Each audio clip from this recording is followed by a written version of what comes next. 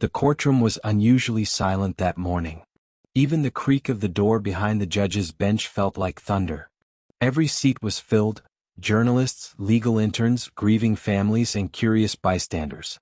Everyone was here for one reason: the people versus Officer Daniel Harlan. In the witness stand sat Eli Parker, a small 7-year-old boy with brown curls, oversized shoes, and hands too small to hold the weight of the truth he carried. His legs didn't even touch the floor. He clutched a stuffed rabbit so tightly it looked like its ears might pop off. The courtroom lighting made his eyes look darker than they were, haunted even. The defendant, Officer Harlan, sat at the defense table, stiff and stone-faced. His badge was not on his chest today. Instead, it lay in a sealed evidence bag somewhere across the room. He was no longer the decorated officer he once was. Today he was the accused. And Eli, the quiet little boy who hadn't spoken a word since the night of the incident, was the key witness. 3 months earlier it was supposed to be a normal Sunday night. Rachel Parker, Eli's mother, had just picked him up from a birthday party.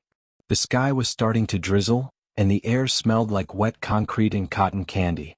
Eli was sleepy, his fingers sticky from cake, his balloon bobbing against the car ceiling.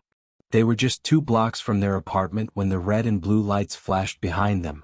Rachel's stomach dropped. She wasn't speeding. Her taillights were fine. Still, she slowed to a stop, pulled over, and turned on her hazard lights. "Mommy, what's wrong?" Eli asked groggily. "Nothing, baby," she said, trying to smile. "Just routine. We'll be home soon." She rolled down the window as the officer approached. "License and registration," he said curtly. No explanation. No smile. Rachel complied, slowly reaching into her glove box. She didn't want any sudden movements. What happened next was a blur. The officer ordered her out of the car. She asked why. He yelled. Eli remembered it all. The sharp words. The flashlight beam. The sound of the car door opening.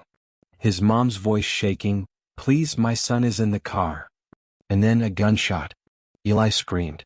The balloon floated out of the open door into the rainy sky. For weeks, the trial captured national attention. Officer Harlan claimed he saw a shiny object, and feared for his life. He said Rachel was non-compliant.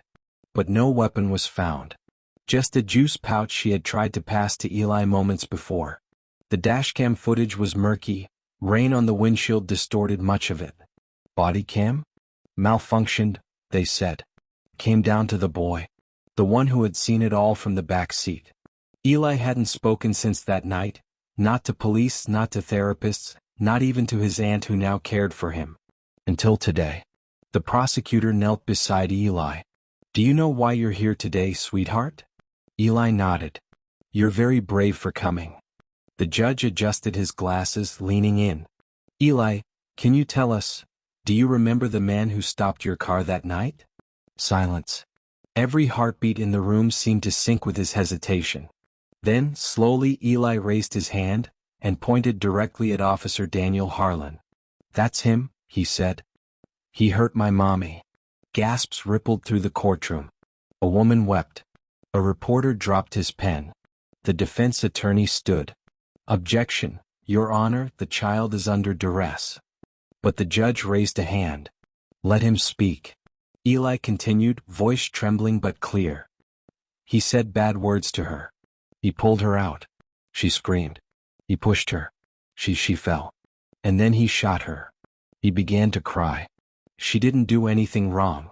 She just wanted to give me juice." What the world hadn't known before this trial began started unraveling. Officer Harlan had a record, though internal, hidden behind bureaucracy. Complaints of excessive force. Allegations of aggressive behavior. 5 filed reports in 3 years. None of them ever made it to court. Why? Because he had friends in the department. He was respected, tough, by the book. But the truth? He had grown bitter, disillusioned. He didn't see citizens, especially not ones like Rachel Parker, as people anymore. He didn't wait. He didn't hesitate. He pulled the trigger like he was swatting a fly. Only this time a child had seen it all. Within hours of Eli's testimony, hashtags trended across social media. Hashtag justice for Rachel. Hashtag Eli speaks. Hashtag say her name. A courtroom sketch of Eli pointing went viral. Artists, poets, teachers, and activists posted their support. Late-night shows covered it. Candlelight vigils appeared outside City Hall. But the courtroom? Still tense. The jury's decision would take days. 3 days later, the jury returned. The courtroom was full again.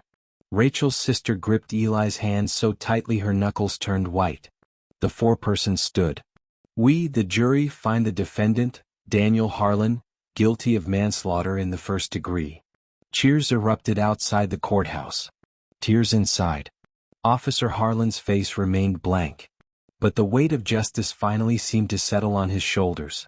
He was sentenced to 22 years without parole. 6 months later, Eli was back in school. He still carried the stuffed rabbit. He still missed his mom. But something was different. He spoke more. He smiled sometimes. He had found his voice. One day, during a class writing assignment, his teacher asked, "Who's your hero?" Eli wrote one name. Mommy. He drew a picture, her holding a juice box, smiling down at him. He added a sentence that made the teacher cry. I told the truth because she always said it mattered. A message that echoed far beyond the courtroom. Eli's courage didn't just convict one officer. It inspired reforms. Reviews. Demands for body cams and accountability. It became part of a growing wave, voices that would no longer be silenced. A 7-year-old boy stood in front of power and didn't flinch. He didn't shout. He didn't fight. He just pointed. And in doing so, he changed everything.